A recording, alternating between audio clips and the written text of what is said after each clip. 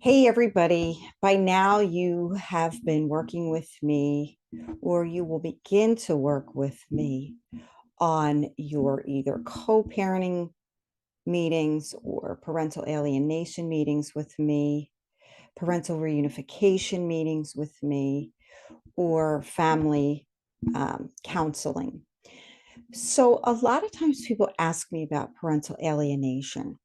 So, I want to talk a little bit about parental alienation. Now, you have to remember that it's recently becoming on the forefront of the courts.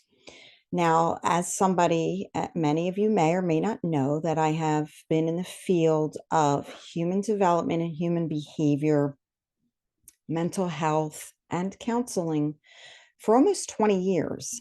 And I have been working within the courts for over 10 years with custody, co parenting, parental reunification, and anything that has to do with custody. Now, I'm not an attorney, so it's important that you seek professional legal advice for anything that you want to do legally. But as far as how children are um, the ones who suffer in these kinds of situations, I want to just quickly go over three things to keep in mind if you think another parent is what we call alienating your children. So I'm going to talk about what it isn't first. It is not a mental health diagnosis. Parental alienation is not mental health. Now, it can cause mental health issues, of course. And we can safely say that children are emotionally at risk when there is a very contentious divorce or a high conflict divorce or custody issues. So let's keep in mind that it's not a mental health disorder. Also, parental alienation is not due to a narcissistic personality disorder. Let's face it, lots of people could be diagnosed with narcissistic personality disorder, but it has nothing to do with a divorce or the children or parental reunification. And thirdly, parental alienation is not something that you can just slap onto a court order. It has to be assessed, it has to be proven, it really has to be the decision of the court to decide if a child is being alienated from a parent. So just remember before we get into what parental alienation is. And again, 10 or so years ago, parental alienation wasn't really a thing, and now it's becoming a thing. So, what is it? Let me give you three things to look for when you are trying to figure out if you are being alienated from your child's life. Okay. There's so many more, but not these are just a few that are at the forefront of your mind when you're trying to figure this out. Number one, your children are consistently angry with you.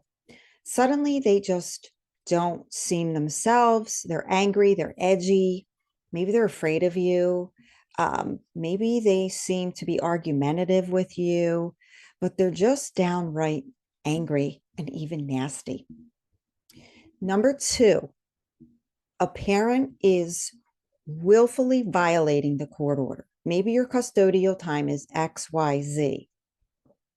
For some reason, there seems to be more and more birthday parties, shows, football games, family outings, birthday issues.